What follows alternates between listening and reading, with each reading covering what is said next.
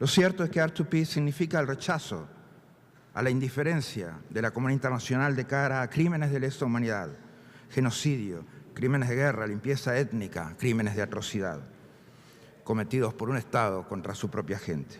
R2P legitima la responsabilidad legal y visibiliza la obligación moral que la comunidad internacional tiene en la protección de los derechos humanos, sea donde sean violados gravemente en el mundo. La lógica es muy sencilla. Cuando el Estado fracasa, intencionalmente o no, cuando el Estado falla en su responsabilidad primaria de proteger los derechos de su gente, la comunidad internacional asume esta responsabilidad como suya.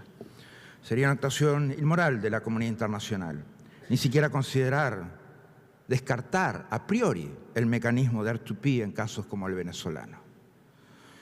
Debe de mantenerse como una opción disponible. Esto es lo correcto.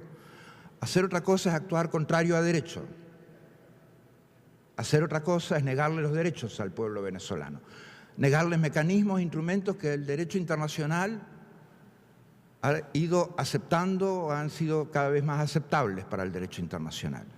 ¿Podemos negarle instrumentos de derecho internacional a un pueblo?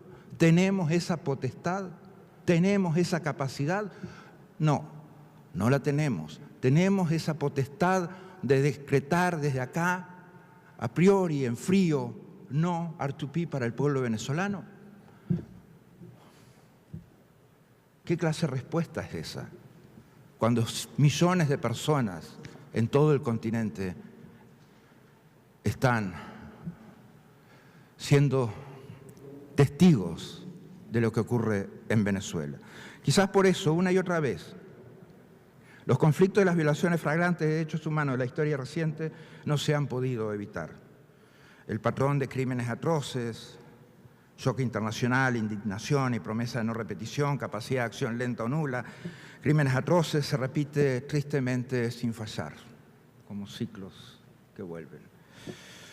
Es necesario romper este patrón y actuar, porque es el camino moral, porque es urgente para las víctimas, porque cuánto es, lo que yo señalaba hace un tiempo, cuánto es un minuto en la vida de un torturado, cuánto es un minuto en la vida de los presos políticos que vimos los videos ayer en la conferencia de prensa, cuánto es un minuto de alguien que van a ejecutar extrajudicialmente, cuánto es un minuto en la vida de un exiliado, cuánto es un minuto en la cabeza hoy de las personas que tienen la responsabilidad política en Venezuela, como el presidente encargado Juan Guaidó, cuando se llevan preso a su jefe de despacho. Nosotros no podemos prescindir de esa conceptualización. Definitivamente tenemos responsabilidades al respecto. Posiciones cautelosas, conservadoras, de no asumir riesgo alguno, autocomplacientes,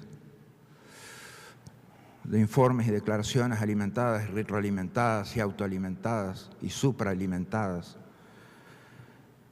Pero la lógica debe ser del punto de vista de las víctimas que sufren la falta de protección, la falta de quien se haga responsable de defender los derechos más básicos, como el derecho a la vida, contra amenazas reales y directas desde formas dictatoriales de poder.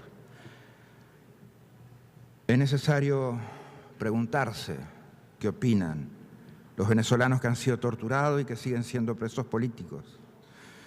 ¿Qué pensarán de R2P, los padres de los niños venezolanos desnutridos, muertos en la puerta de los hospitales?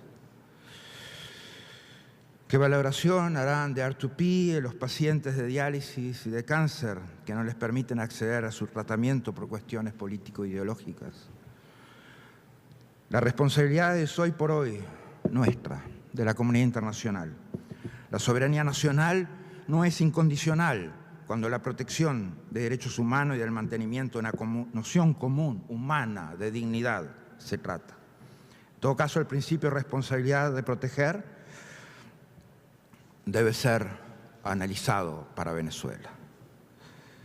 La comunidad internacional ya ha utilizado medios diplomáticos como aplicación de sanciones y aprobación de resoluciones que declaran la ilegitimidad del gobierno del usurpador dictador, que refieren a la crisis humanitaria, que hacen evidente la necesidad de ayuda humanitaria. El principio de R2P ya está en marcha en Venezuela, pero es necesario profundizarlo. En especial, debe mantenerse abierta la opción de otros medios pacíficos, pero deben mantenerse abiertas todas las opciones que implican la aplicación integral del proceso de R2P. El camino responsable para Venezuela es el de R2P. El camino irresponsable es el de hands off Venezuela. Hoy tenemos que pedir todas las manos para Venezuela, porque tenemos que resolver la crisis más impactante y más importante humanitaria que ha tenido el continente, la crisis migratoria más importante que ha tenido el continente, porque tenemos que resolver las ejecuciones extrajudiciales, tenemos que liberar a los presos políticos, tenemos que darle justicia al pueblo venezolano, tenemos que darle salud al pueblo venezolano, tenemos que darle alimentación al pueblo venezolano. El pueblo venezolano debe recuperar la democracia, los derechos de la gente y la paz, y deben cesar los crímenes de lesa humanidad y los crímenes de atrocidad que se cometen día a día contra el mismo.